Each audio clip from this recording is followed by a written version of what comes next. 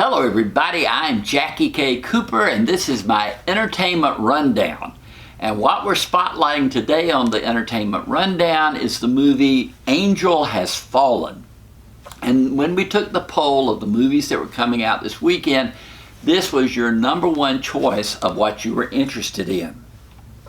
But a lot of you did comment too and said, when you do this poll and you ask, do you want to see this, this, or this, add another category that said none of the above, so you can show your disinterest. But this one got the majority of the percentage of votes, and we had a large turnout of people who were participating. And I can understand why you would be interested in this movie, because it's third in a series. It started out with Olympus Has Fallen. That was, Washington. And then we had London Has Fallen, and now we have the third, Angel Has Fallen. And all three of these involve the characters of Mike Banning, who is played by Gerard Butler, and President Trumbull, who is played by Morgan Freeman. In this film, Mike Banning, as usual, is part of the security team surrounding the president. He has been offered the position to be the director of Secret Service, or whatever the name of the agency is that protects the president, but he hadn't made a decision because he's had some health issues that he's kind of kept quiet, all the falling and being exposed to bombings, etc., concussions, that type of thing. It's taken a toll on his body. But he doesn't want anybody to know because he loves his job and he loves what he does. But he is conflicted because he has a wife played by Piper Perabo and a daughter, small daughter. So he's got his family to think about also. But in this film, at the very start of the movie, the president has wanted to get out of Washington just to get a break. So he goes to a remote location where there's a lake and he can do some fishing, and he's enjoying doing that. Mike Banning is there, being protective, but he kind of goes back into shore for a moment to take some medicine or something.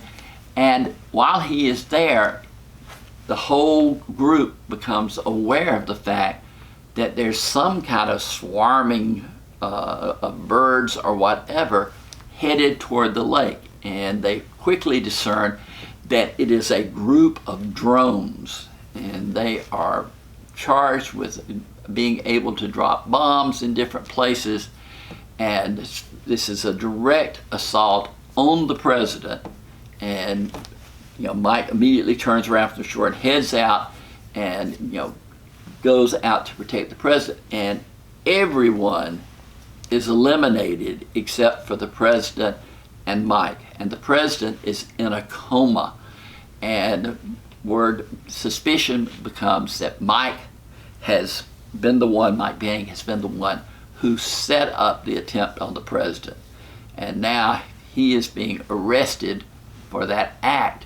And the whole movie is how he's going to disprove this and make people know that he is not responsible.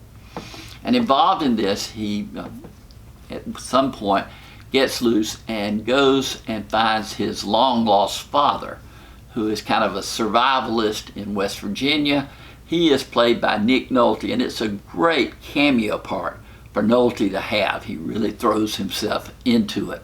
Also, he has a friend who has been trying to get a contract with the government to be, an independent civilian contractor for security purposes, and it's headed up by a man played by Danny Huston. And so he has what he thinks are these two allies. But it takes, the whole movie to find out if Mike Banning can free himself from the charges that he tried to assassinate the president and sacrificed his whole crew. It's exciting. It's fun. It's not all logical or plausible, but it's fun to watch. And Gerard Butler makes a good, tough, leading man in this kind of role. You believe all the physical activities he does. There are some scenes where you think, the people shooting at him are the worst shots in the world, and he's just, an ace, targeter of the individuals coming against him. So you've got to give it that leeway and not hold it to specific plausibilities. But it's rated R for profanity and violence. Again, the story is good. You're comfortable with these characters, especially if you've seen the first two movies. You just fall right back into the routine. I scored it 6 out of 10. It's above average. I had a good time with it. I wasn't expecting any kind of great masterpiece, but I got what I wanted. It was just as good as I wanted it to be, but more importantly, it was just as good as I expected it to be. So that's my review of Angel Has Fallen, rated R, gets a score of 6 out of 10. Reach out there and press that subscriber button if you're not already a subscriber, and please keep on the alert for our next video, which will be coming soon. But this has been JackieKCooper's Entertainment Rundown.